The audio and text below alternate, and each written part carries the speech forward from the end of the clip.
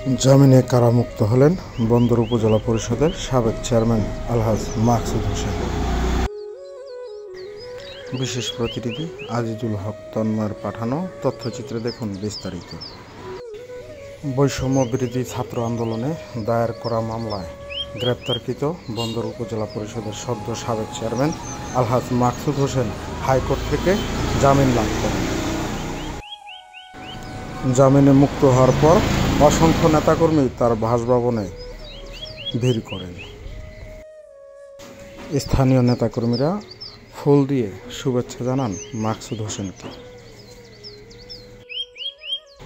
উপজেলাবাসীর ভালোবাসায় ও ফুলের শুভেচ্ছায় সিক্ত মাকসুদ চেয়ারম্যান।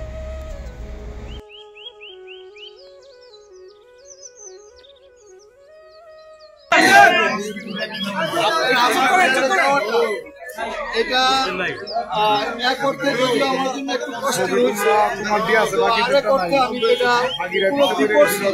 এটা আমার জন্য অনেক ভালো হয়েছে।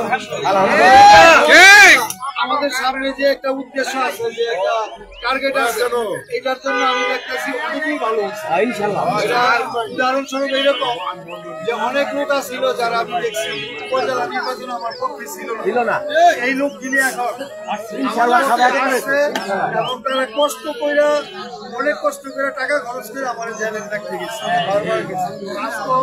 এই লোকগুলি আমি দেখতেছি অনেকটাই সারাদিন কষ্ট আসছে। এই বৃষ্টিতে আমার এটা আপাতত কষ্ট লাগছে, কষ্ট মানে আপনাদের থেকে 26 থেকে আমার মনে করি যে এটা ভালোই, আলহামদুলিল্লাহ।